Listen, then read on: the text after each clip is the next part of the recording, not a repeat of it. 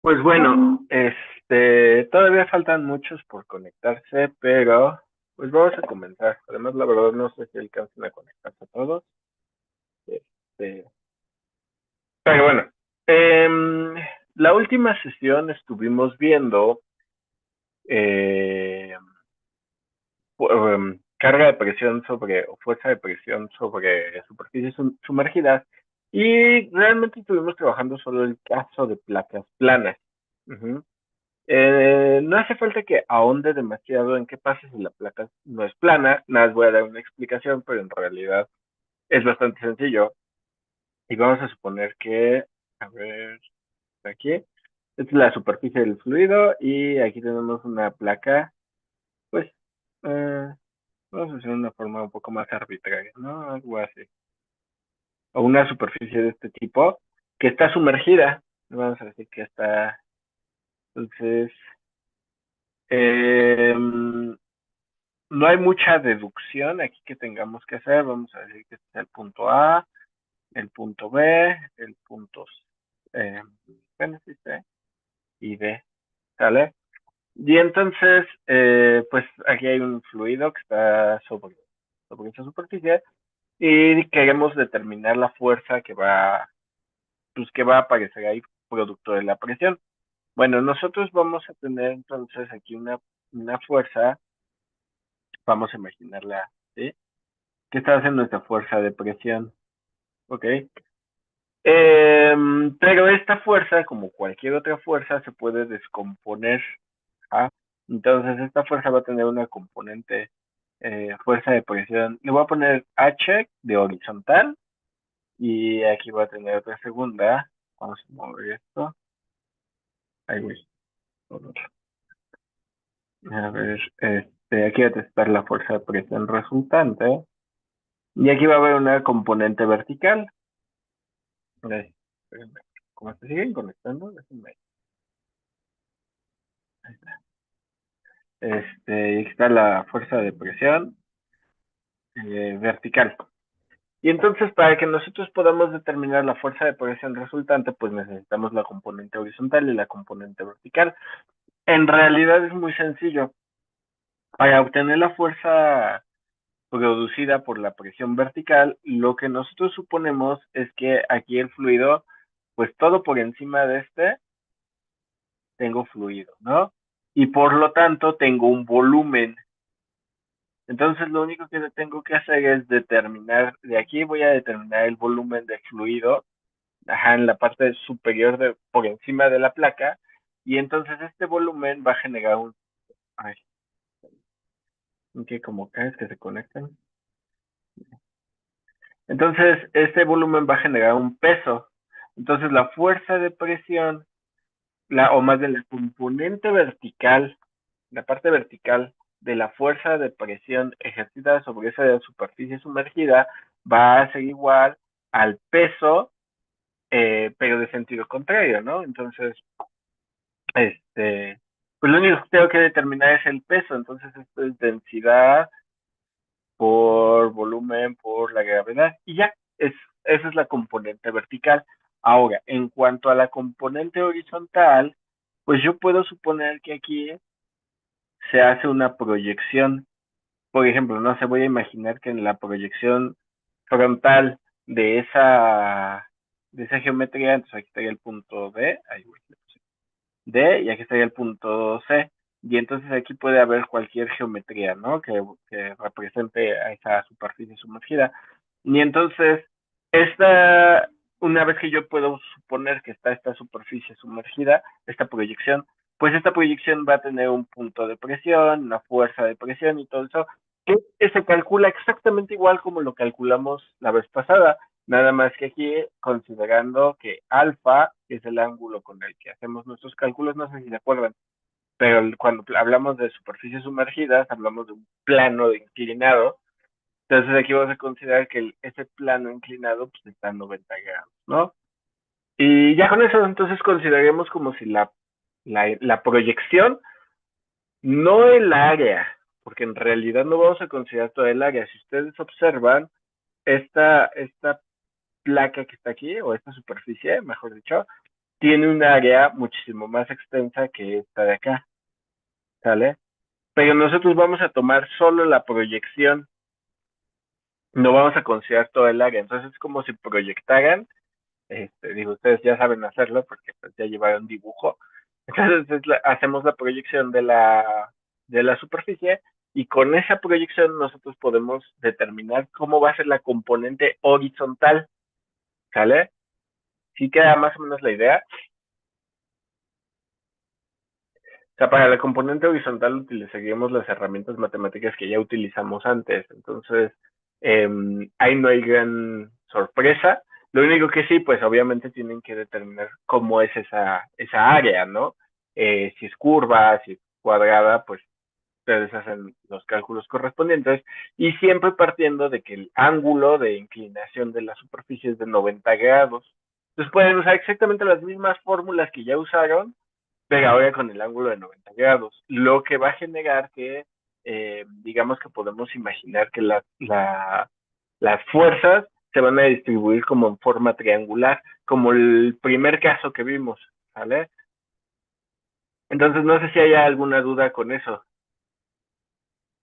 Creo que es como bastante sencillo, o sea, se hace la descomposición de fuerzas para la componente vertical, pues tomas todo el volumen de fluido que está por encima de superficie y con eso, ¿no?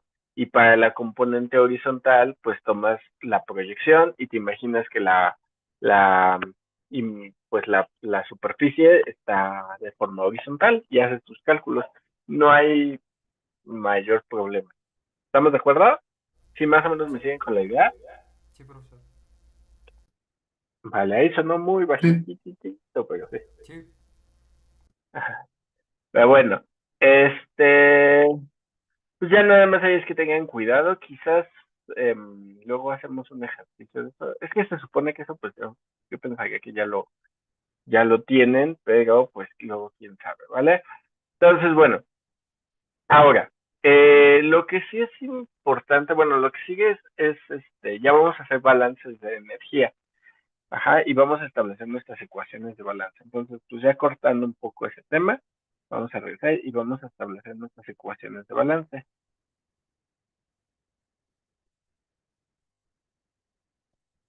Ecuaciones de balance. Ahí voy, balance. Ok, eh, vamos a tomar una perspectiva súper sencilla ahorita y después, conforme vayamos avanzando en el curso, yo esperaría que más o menos como a la mitad del semestre hagamos las ecuaciones de conservación más detalladas. Ahorita vamos a tomar la aproximación simple, donde nosotros no nos rompemos la cabeza demasiado, vamos a necesitar algunas multiplicaciones, divisiones, y como que vamos a hacer muchas cosas, digamos que sin mucho rigor matemático, pero que funcionan, ¿ok? Es lo primero que queremos. Una vez que ya tengamos cierto nivel, entonces ya le vamos a meter ecuaciones diferenciales y cálculo vectorial y ya las cosas más rudas. Pero primero quiero que tengan la primera aproximación, la sencilla, ¿ok? Entonces, para estas ecuaciones de balance, pues nosotros tenemos que hacer, vamos a suponer un sistema arbitrario donde tenemos, voy a imaginarme una especie de tubería así, ahí nada más, y sin demasiado detalle, yo me imagino que está entrando fluido de un lado y que sale fluido del otro lado. Entonces, no sé si se acuerdan, yo les dije, ahorita vamos a iniciar con lo que llamamos cálculos globales, donde el detalle es poco, pero es una buena primera aproximación. Si no, digamos que no tienes tanta información o no tienes tanta herramientas, pues es como la primera aproximación. Entonces nosotros vamos a suponer que tenemos, aquí le voy a indicar, tenemos una entrada, uno, y tenemos una salida, dos. Primero quiero hacer las ecuaciones de balance y después vamos a hacer el tema de pérdidas en tuberías, porque como que después no van a saber dónde encajar la parte de pérdidas energéticas. Necesitamos una ecuación de energía para que vean dónde entra, ¿no? Entonces tengo una entrada, tengo una salida, y pues nada más quiero hacer como mi balance de qué está pasando. Entonces el primer balance que puedo hacer es el balance de masa. Entonces, pues vamos a poner aquí ecuación. Ay, güey. Ahí, ahí está. Entonces le ponemos ecuación de conservación de la masa. Esta va a partir de una idea muy sencilla, que es lo que entra, pues es igual a lo que sale, ¿no? Entonces, vamos a establecer que, pues, tenemos cambio, es igual a salida menos entrada. O mejor dicho, bueno, aquí sí vamos a hacerlo al revés, eh, porque es más.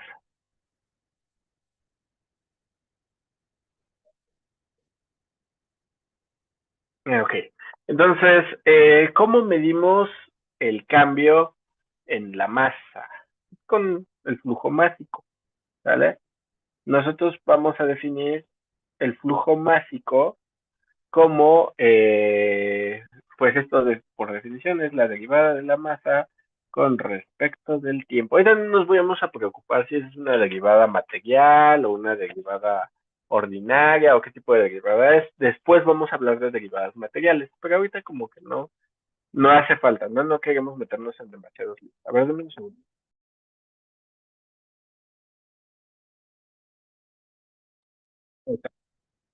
Entonces, eh, pues nosotros podemos establecer este flujo másico. Ahora, ¿cómo podemos medirlo? Pues hay dos formas de medirlo. Tú mides cuánta masa entra, ajá, cuánta masa se está moviendo y pues lo divides entre el tiempo, ¿no? Esa es como la forma fácil. Pero hay una segunda forma. Rara vez cuando trabajamos con fluidos, rara vez pensamos en términos de masa-masa. Esto es porque eh, el fluido, pues al ser un cuerpo en movimiento, tiene un volumen, puede tener una geometría variable y esa geometría variable pues hace que sea difícil estar siguiendo la masa. Ustedes están acostumbrados quizás en dinámica, no en estática, pues a trabajar problemas de masa donde ustedes van siguiendo la masa. Aquí no vamos a hacer eso, entonces lo que podemos hacer es considerar la densidad por el volumen.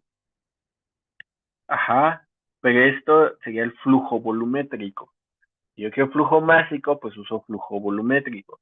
Y el flujo volumétrico, pues esto puede ser, estamos de acuerdo que podemos suponer nada más la parte de la entrada o la pura parte de la salida, y ese volumen pues se va a romper como, lo voy a escribir así, va a ser la derivada con respecto del tiempo. Eso es el flujo volumétrico y esto es la densidad por la derivada con respecto del tiempo, ajá, del área transversal por donde está pasando el fluido por una longitud de fluido que está pasando. Es decir, yo me puedo imaginar que ese fluido aquí como si hubiera un volumen que está atravesando, ajá, eh, en un cierto tiempo aquí, pues hay una sección de volumen que está entrando. No sé si lo alcanzan a visualizar. Ese volumen que está entrando, pues tiene una área transversal. No, aquí tiene ay, güey. Debe tener un área transversal y tiene de tener una longitud. ¿Ok? Entonces, si yo quiero determinar el flujo volumétrico, ajá, bueno, digo porque quiero el flujo másico, pues esto debe de ser igual a la densidad. El área transversal se mantiene constante en el tiempo, entonces puedo sacarla de la derivada y nada, me queda la derivada de la longitud entre el tiempo, que eso es velocidad. ¿Sale? Y entonces ya tengo una fórmula para determinar mi flujo másico y mi flujo volumétrico. Ay, güey, perdón. Está acá. ¿Sale?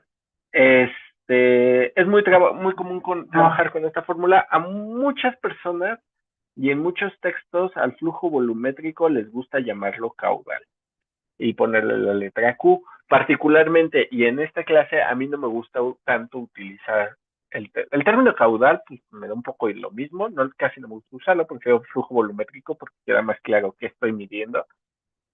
Pero la letra Q no me gusta ponerla tan seguido porque aquí, pues, si tenemos, por ejemplo, turbinas térmicas, hay intercambio de calor y el intercambio de calor no, generalmente lleva una letra Q. Entonces, por eso a mí no me encanta, ¿no? Pero ustedes pues, pueden hacer su notación como ustedes les tengan en gana. Ahora, estábamos haciendo un balance, entonces quiere decir que el cambio es, pues, es lo que entra entre lo que sale, ¿no? Aquí estamos la conservación de la masa. Entonces, podemos decir, a ver, vamos a suponer, ay, güey, pues no me deja seleccionar. Entonces, vamos a suponer que haya un cambio en el flujo másico con respecto al tiempo. Esto ya sería la segunda derivada de la masa, ¿sale? Esto debe de ser igual a la suma del flujo másico que está entrando menos la suma del flujo másico que está saliendo, de forma muy sencilla. Entonces, yo puedo considerar, y que es una condición válida con la que podemos trabajar y de hecho con la que vamos a estar trabajando muchísimo, eh, que, que voy a estar en estado estacionario. ¿Quién me puede decir qué es estado estacionario?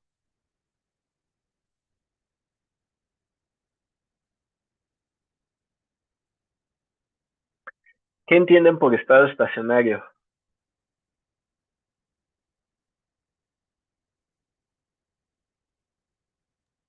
Que no hay movimiento o que la aceleración es igual a cero. Que no hay movimiento, que la aceleración es igual a cero. No, no necesariamente. Solo hay Puede presión. haber más bien, de hecho, porque si no hay movimiento tenemos hidrostática, ¿no? Nada entra, nada sale, pues porque no hay movimiento, entonces como que eso no tiene mucho sentido analizarlo. Y estacionario no hace referencia a eso. Con la parte de la aceleración, no, tampoco, está muy debatible ahí. Eh, Concentración de energía. Concentración de energía, a ver cómo relaciona estacionario con concentración de energía. Porque la energía se mantiene y existe una presión en el flujo másico, ¿no? La energía se mantiene y la presión. No, no necesariamente. Estacionario no necesariamente implica conservación de la energía. Bueno, un poco sí, pero no directamente. ¿A qué le suena estacionario? Podría ser un momento en el que los parámetros estén detenidos o que esté constante todo.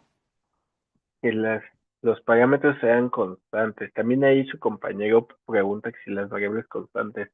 No, porque si está detenido, estamos de acuerdo que no hay movimiento. Si no hay movimiento, no hay flujo. Si no hay flujo, pues, ¿qué estoy estudiando, no? Mejor no, no lo hago. No, curiosamente estado estacionario no necesariamente implica que no hay movimiento, lo que implica es que no hay cambios, y aquí le voy a poner, no hay cambios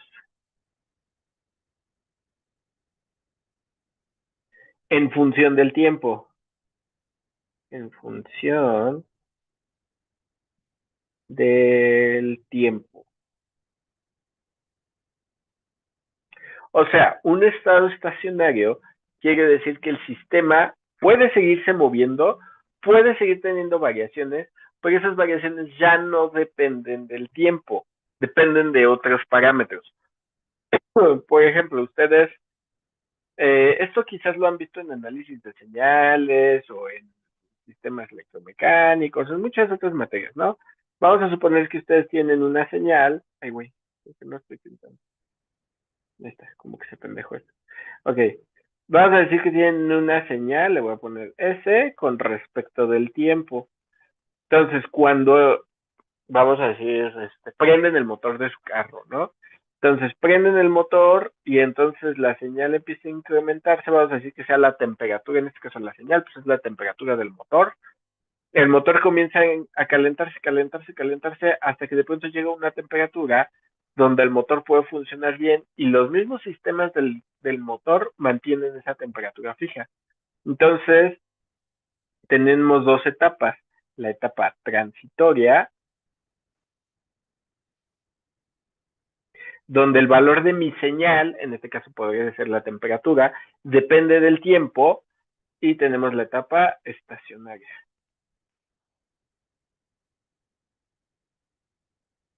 Donde puede estar funcionando el motor, pero el motor va a funcionar de manera constante en el tiempo. Cuando yo trabajo con algo estacionario, quiere decir que el tiempo deja de ser una variable en mi problema. ¿Ok? Puede que esté pasando el tiempo y lo puedo utilizar para hacer cálculos, como cuántos watts están pasando, o cosas así, pero eso no quiere decir que el tiempo afecta a mis variables. Mis variables se vuelven independientes del tiempo. ¿Sí queda clara esa idea? Entonces, por ejemplo, en mi problema, pues yo puedo tener un flujo y puede que esté entrando masa. Entonces, si estoy en estado estacionario, quiere decir que la forma en la que entra la masa siempre es igual. Es decir, el flujo másico se vuelve constante. Y esto es algo bien interesante porque el flujo másico depende del tiempo. Estamos de acuerdo que quedamos que es la derivada que está, el flujo másico es la derivada de la masa con respecto al tiempo. Entonces, ustedes dirían, pero si el tiempo ya no es una variable, que no se debería de perder esa derivada. No necesariamente. Estoy diciendo, en cada momento, está entrando y saliendo masa, pero la cantidad que entra y la cantidad que sale son constantes. Por eso es estacionario. ¿Sí queda clara la idea?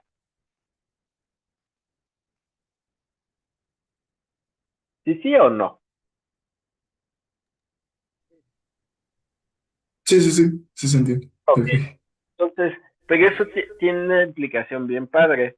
Como es estacionario, quiere decir que la derivada del flujo másico, no de la masa, del flujo másico, debe de ser constante. Y no solo debe ser constante, esta derivada ya no cambia en el tiempo y entonces esto se hace cero. ¿Estamos de acuerdo? Y como consecuencia, entonces, el transitorio, la respuesta transitoria no nos va a importar ahorita. Y un poco hay una razón. Por ejemplo, ustedes cuando encienden una turbina o cuando ponen a trabajar una turbina, esa turbina pues idealmente está generando potencia y puede durar trabajando horas, incluso días o semanas. Y su respuesta transitoria muy probablemente solo tarde unos minutos, tal vez unos segundos incluso. O sea, la respuesta transitoria va a ser muy cortita y la respuesta estacionaria es muy larga. Entonces es como de, bueno, ¿qué te importa? ¿Qué quieres analizar? La respuesta transitoria es muy difícil de analizarla. Te va a costar trabajo, te va a costar un montón de análisis y es muy cortita. Entonces, pues ahorita, para lo que queremos y lo que sabemos, pues mejor la ignoro y me quedo nada más con el estado estacionario. Entonces, a nosotros el que nos importa realmente, pues es este. ¿Se puede calcular la transitoria? Sí, sí se puede calcular y es importante porque generalmente la etapa transitoria es donde pueden venir las fallas, donde vienen los picos de temperatura, donde vienen los picos de fuerza, donde vienen ahí todas las cosas raras. Es cuando se pone en marcha el sistema, pero una vez que ya está en marcha el sistema puede estabilizarse y ya no hay, ya ni siquiera necesita tanta intervención. Si me van siguiendo. Sí.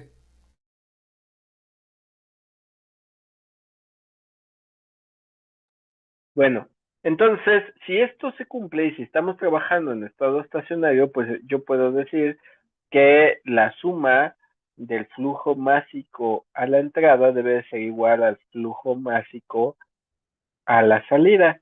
Y esto quiere decir, o si esto se cumple, entonces vamos a suponer que solo tengo una entrada y una salida.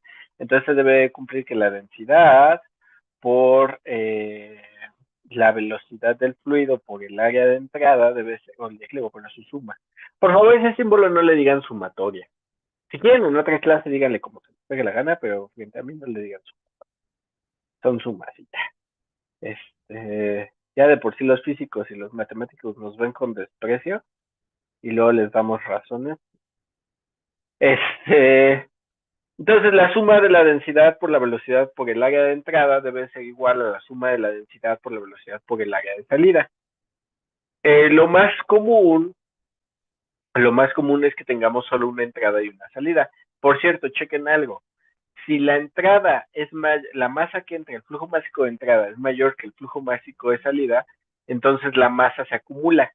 Y entonces la derivada de flujo másico me daría un número positivo. ¿Qué número? ¿Quién sabe? Pero sería un número positivo. Quiere decir que se está acumulando. Si la salida es más grande que la entrada, entonces me daría un número negativo. Y quiere decir que se está vaciando, que no alcanza a llenar lo suficiente, ¿no? Como cuando ustedes hacían estos problemas y supongo que esto ya lo calcularon alguna vez en mecánica de fluidos, que decían, tengo un tanque de agua y le hago un agujero y se empieza a salir el agua. Pero por otro lado le estoy metiendo agua por una llave y pues, ¿cuál va a ser el nivel del agua, no? Y cosas así. Bueno, ahorita no nos importa demasiado entrar en detalles, nada más queremos saber cómo va esta fórmula. Si solo tengo una entrada, aquí le voy a poner, sí, bueno, no recuerdo.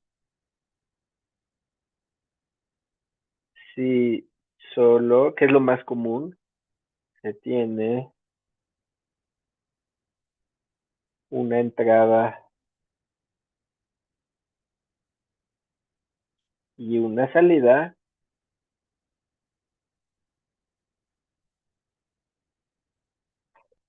pues entonces me queda que sería la densidad por la velocidad por el área de entrada, debe ser igual a la densidad por la velocidad por el área de salida. Ahí no hay pues nada sorprendente y si es una máquina hidráulica, o bueno, si, mejor dicho, si es un fluido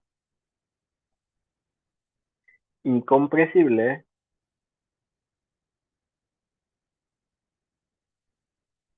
¿qué creen que pase si el fluido es incompresible? ¿Qué significa eso?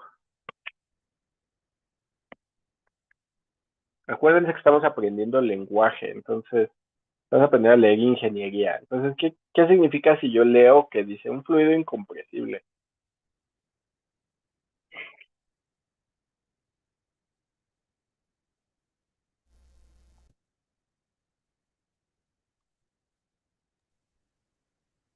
No va a sonar obvio, pero que no se puede comprimir, que no se puede aplastar. Ok, ajá. ¿Es O su sea, sí, viscosidad de cero? no. Ese es un Dicen que fluido se ideal. adapta al recipiente, ¿no? No, eso es cualquier fluido. Cualquier fluido se puede adaptar al recipiente que tú lo tengas. Es una de sus características, que su geometría no es constante. No, ¿qué significa que sea incompresible? Ya dijo el compañero, pues que no se puede comprimir. Bueno, pero ¿y eso en qué afecta en mis propiedades? No es la viscosidad.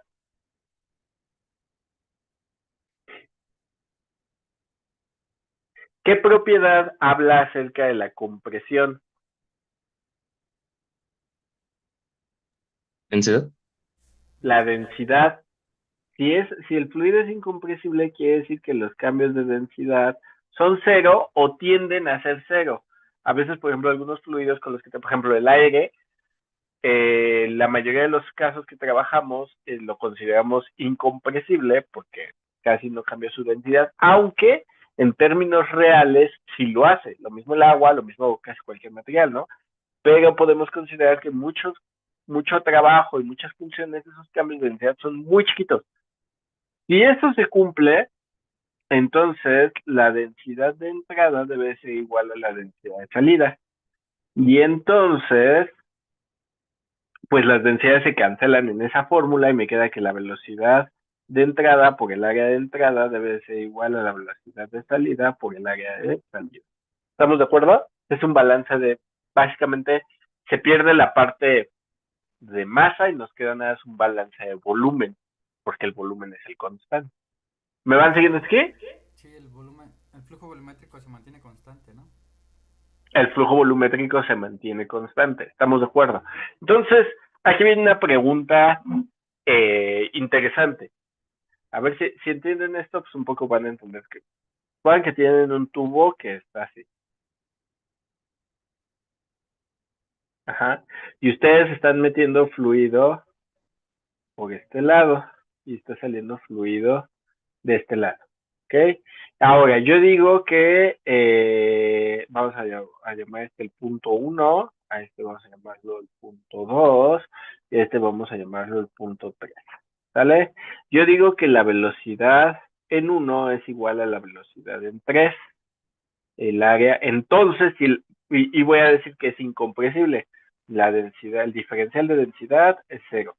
Acuérdense que si un diferencial mide un cambio, si el cambio es 0, pues quiere decir que la propiedad es constante, ¿no? Es lo que está diciendo ahí. Entonces digo, el área 1 tiene, si las velocidades 1 y 3 son iguales, quiere decir que el área 1 y el área 3 son iguales. Pero, el área 1 es mayor que el área 2. Eso se puede ver fácilmente en el dibujo. Entonces, ¿ustedes qué creen que pase con la velocidad en 2 comparada con la velocidad en 1? ¿Es igual, es mayor o es menor? Es mayor. Es mayor, ¿no? Es mayor. ¿Por qué creen que sea mayor?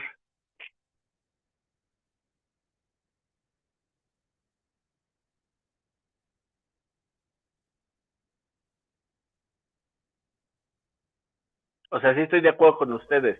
La velocidad en 2 es mayor, pero ¿por qué? Porque como el área es más pequeña, pasa más, digamos, más caudal por, por un área más pequeña, ¿no? O sea, es más veloz. El caudal tiene que ser el mismo, porque la velocidad en 1 y 3 son iguales. Entonces quiere decir que el flujo de entrada, la cantidad de masa que está entrando y la cantidad de masa que está saliendo es la misma. La cosa es cómo se distribuye. Imagínenlo así. Aquí tengo un volumen de este tamaño. Cuando ese volumen transita y trata de llegar hasta aquí, el volumen tiene que recorrer la misma distancia en el mismo tiempo. El volumen se tiene que mantener, pero como el área ya no es la misma, entonces, ¿qué hace el volumen? Se extiende. Para poder pasar. ¿Eso qué quiere decir? Que el volumen se tiene que mantener, tú reduces el área, entonces la velocidad aumenta. Y de hecho lo podemos demostrar hasta matemáticamente. Velocidad 1 por área 1 tiene que ser igual a velocidad 2 por área 2. Entonces de aquí despejo y me queda velocidad 2 debe de ser igual, aquí, velocidad 2 debe ser igual a velocidad 1 por área 1 entre área 2.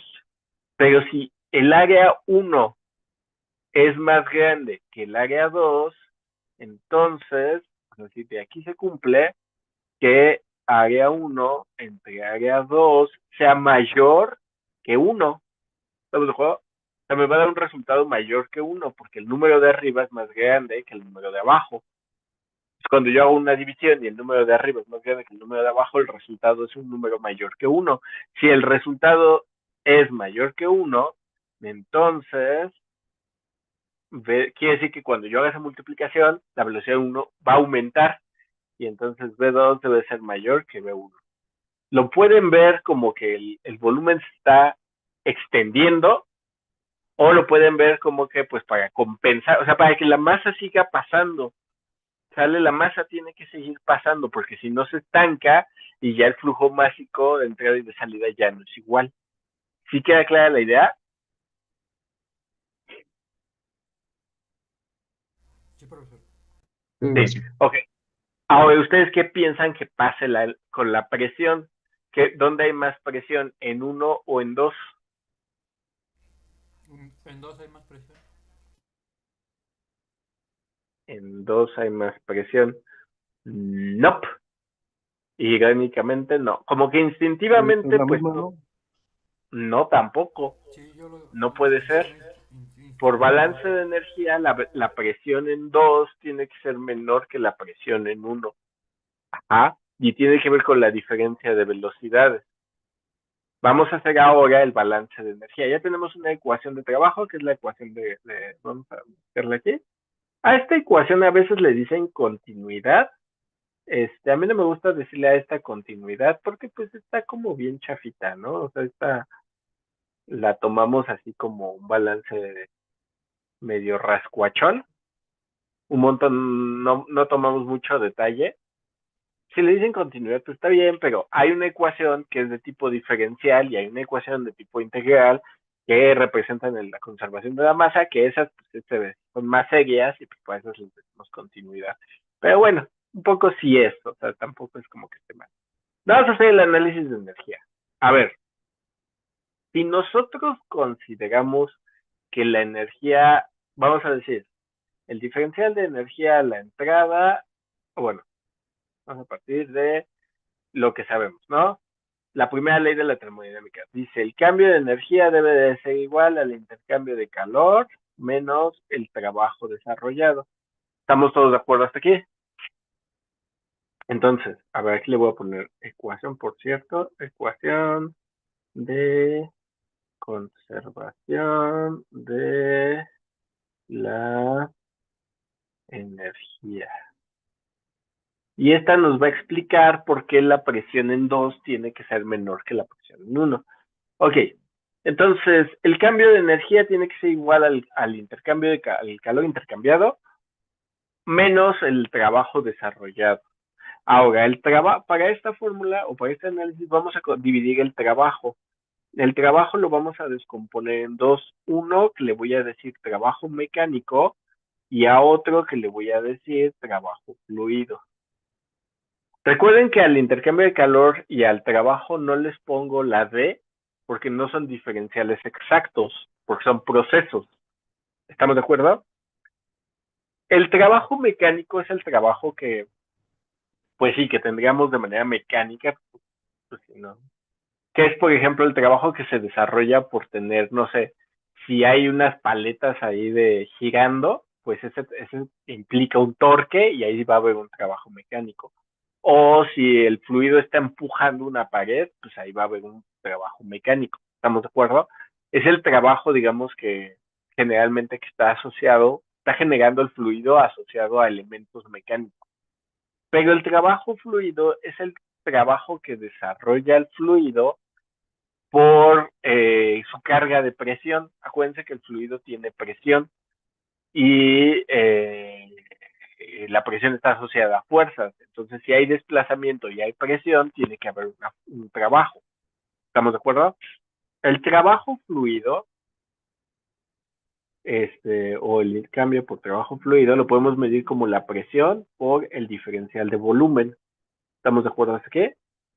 Entonces, voy a introduciendo esto en mi ecuación, me queda que el diferencial de energía o el cambio de energía debe de ser igual al calor intercambiado menos el trabajo mecánico desarrollado. Chequen que a trabajo yo no le pongo, al peso siempre le pongo una rayita arriba porque es un vector, pero al trabajo no, porque el trabajo es un escalar, menos el trabajo realizado por el fluido.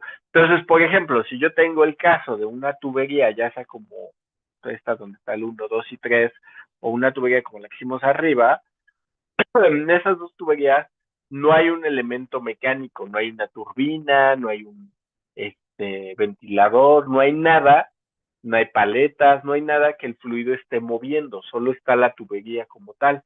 Entonces no está desarrollando ningún trabajo mecánico, entonces puedo decir que este elemento es cero. Y si consideramos el caso adiabático, le voy a poner para un caso adiabático.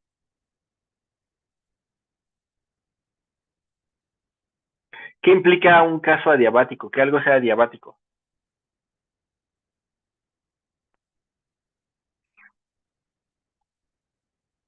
¿Qué significa adiabático?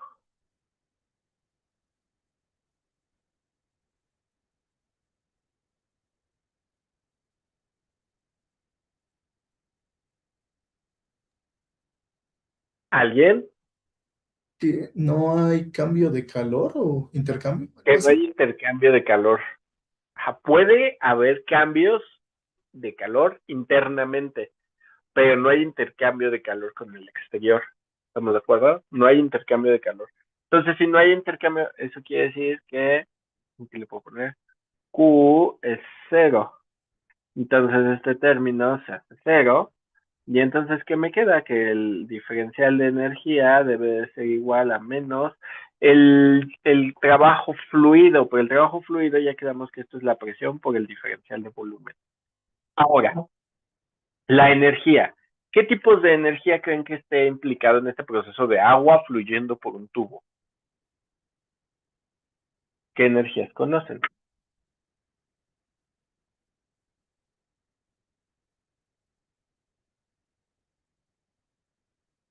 ¿Qué tipos de energía Cinética. conocen? Puede ser la energía cinética, entonces vamos a tener el diferencial de energía cinética. ¿Qué más? ¿Qué otro tipo de Potencial. energía? La energía potencial, que aquí específicamente vamos a referirnos a la potencial gravitatoria, porque recuerden que generalmente se le pone la B, le voy a poner G, porque por ejemplo puede haber un potencial eléctrico y pues esa también es, el voltaje es un potencial eléctrico, pero aquí nos referimos casi a la gravitatoria, ¿no? A la energía que depende de tu posición y al campo gravitatorio en el que te encuentres. ¿Qué otra? Nada más.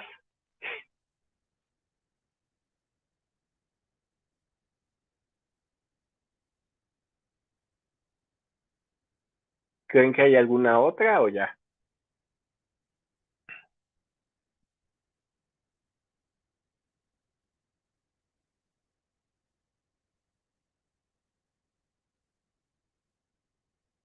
¿Ninguna otra? ¿No se les ocurre nada? La térmica. La térmica. Normalmente le decimos energía. Bueno, ahí con la térmica pues está medio tramposa porque la pregunta obligada es, ¿qué es la energía térmica?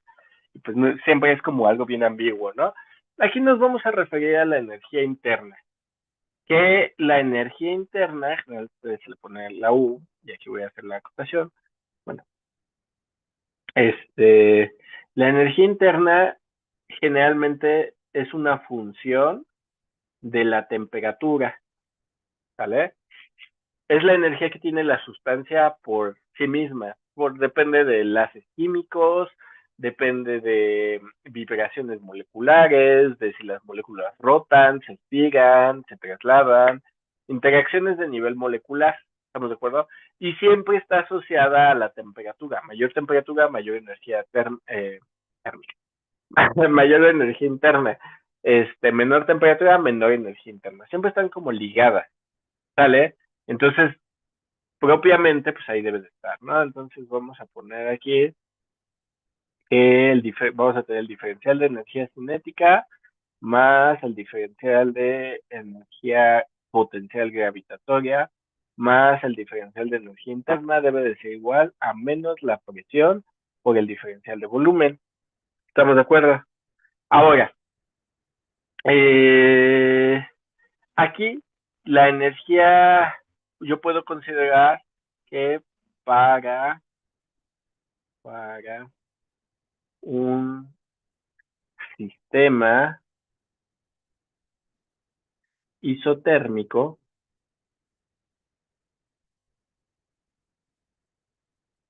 ¿qué significa isotérmico? Temperatura constante. Que la temperatura es constante, entonces el diferencial de temperatura es cero. Y si el diferencial de temperatura es cero, ¿qué otro diferencial debe de ser cero?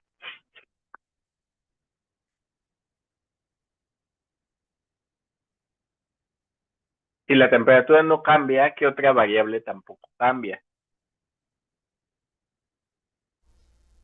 La presión. Nope. La presión y Energía la interna. temperatura.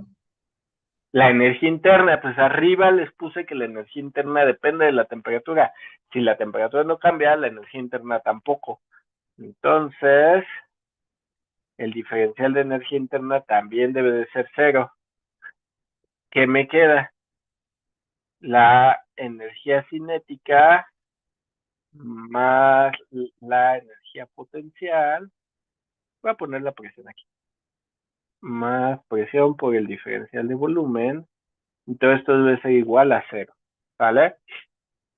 Ahora, Estoy trabajando con diferenciales, pero realmente un diferencial es un cambio infinitesimal. Ajá. Pero aquí yo no puedo medir esos cambios infinitesimales, porque yo lo único que estoy midiendo es cómo entra el fluido y cómo sale el fluido. Entonces el cambio no es infinitesimal, es un cambio muy masivo. Entonces voy a decir, pues un diferencial, el diferencial de cualquier función lo voy a aproximar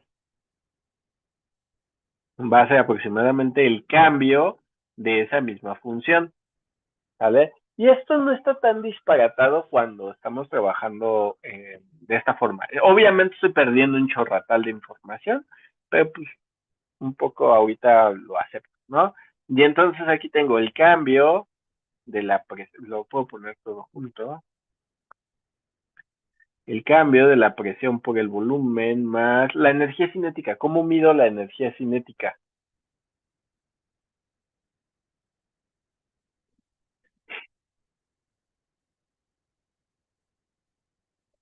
¿Cómo calculan la energía cinética?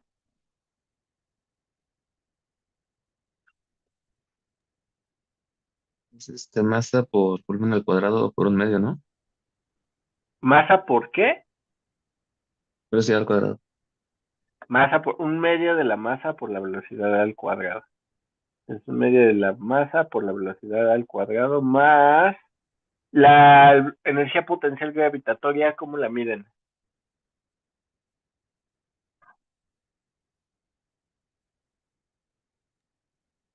Según yo es masa por gravedad por altura. Masa por gravedad, le voy a poner Z, ¿no? Porque a lo que nos referimos es a la altura, la coordenada Z. Ok, de aquí, pues yo les decía, trabajar con masa es muy raro en fluidos, entonces vamos a medir el cambio de presión por volumen más un medio de densidad por volumen por velocidad al cuadrado más densidad por volumen por gravedad por altura y esto es igual a cero. Aquí, pues, si se fijan, todos los términos tienen el volumen, volumen, volumen, volumen. Entonces, puedo factorizar el volumen y eliminarlo por cancelar el volumen. Si todos lo tienen, quiere decir que no está haciendo nada diferente. Entonces me queda como el cambio de la... Por cierto, esto es una ecuación de energía. Si ustedes en este momento aquí miden las unidades, les va a dar joules. No lo voy a hacer porque ya nos queda poco tiempo y creo que ustedes pueden medir unidades. Pero esa cosa tiene joules. La nueva versión, ¿qué unidades tiene? O sea, aquí, ¿qué unidades tengo? Tiene una ecuación de energía, pero ya no se mide en joules. ¿En qué mide la energía ahí?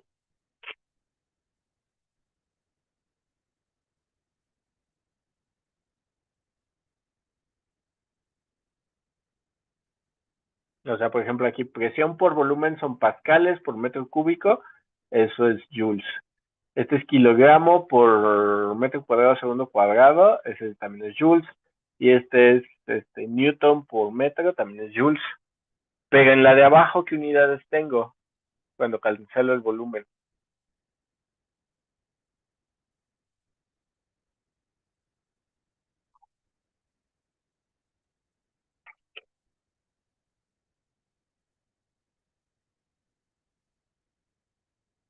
A ver, más fácil. ¿Qué unidades tiene esta cosa?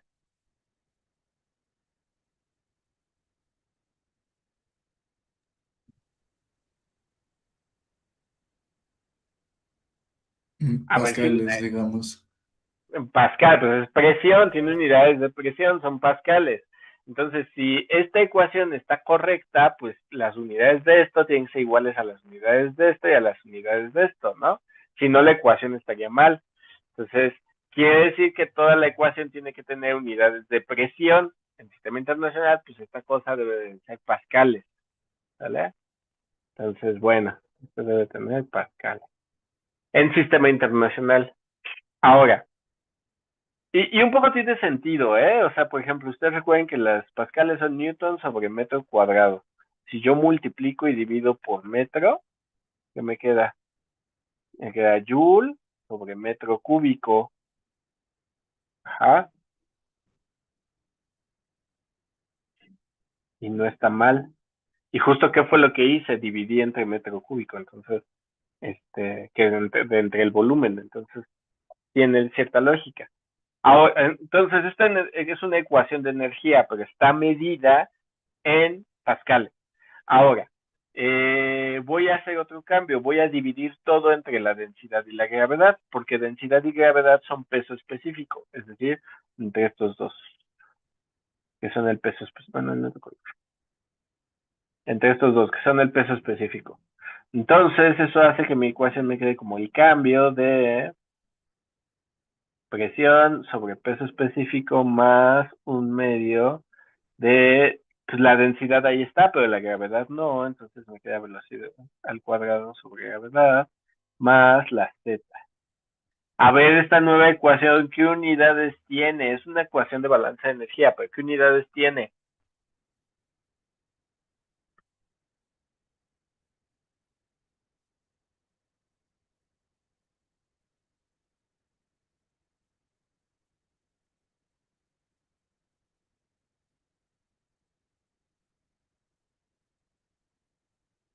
¿Qué unidades debe de tener esta ecuación, ingenieros? Joules, ¿no? No. Sí es una ecuación de energía, pero ya quedamos que desde que dividimos entre volumen ya no da joules.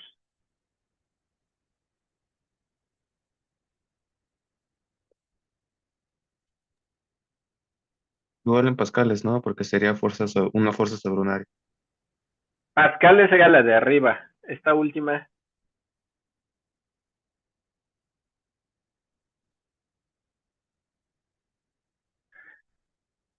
A ver, piensen. La Z, ¿qué representa la Z? La altura, ¿no? ¿Y en qué miden la altura? metros. ¿En qué se mide la altura? No manchen.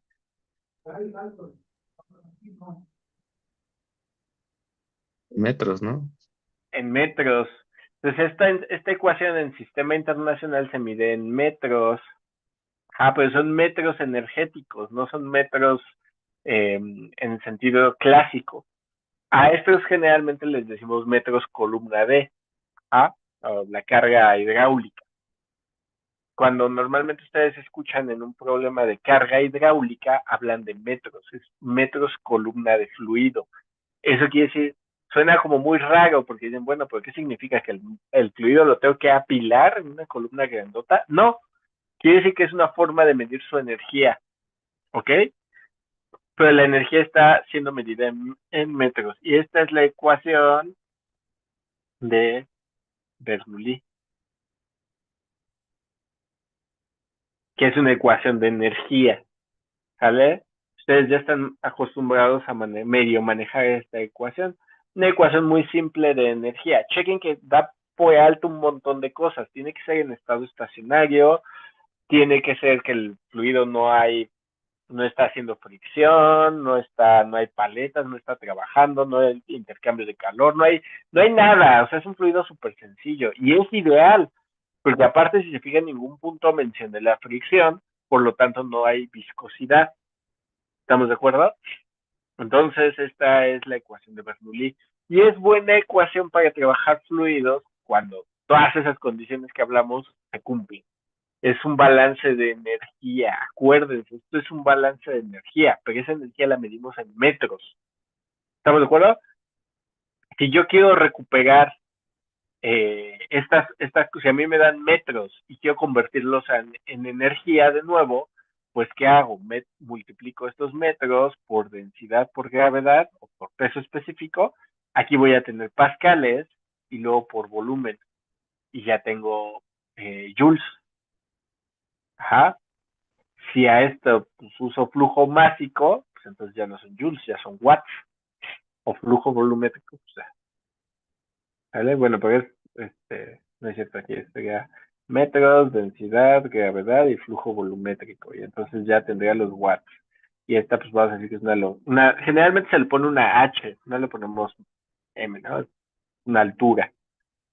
Altura, densidad, gravedad, flujo volumétrico, watts. Potencia. Si en lugar de flujo volumétrico utilizo volumen normal, pues joules, energía. ¿Estamos de acuerdo? ¿Sí? Sí, sí, Ok. Conversión de eso es de secundaria, ¿no? Entonces, ahí pónganse a revisar eso, ¿ok? Pero chequen las unidades de esa cosa y tiene que dar en metros, no les puede dar otra cosa. Pero está hablando de energía, ¿ok? La siguiente sesión platicamos más de esta ecuación y vemos por qué la presión en el punto donde estábamos debe de incrementar. Ahorita ya no alcanzamos el tiempo, entonces hasta aquí vamos a dejar, ¿vale? Ok. muchas gracias. Sí, está Vale. bien. Hasta luego a todos, cuídense. Hasta luego, buenas Hasta noches. luego. Cuídese igual.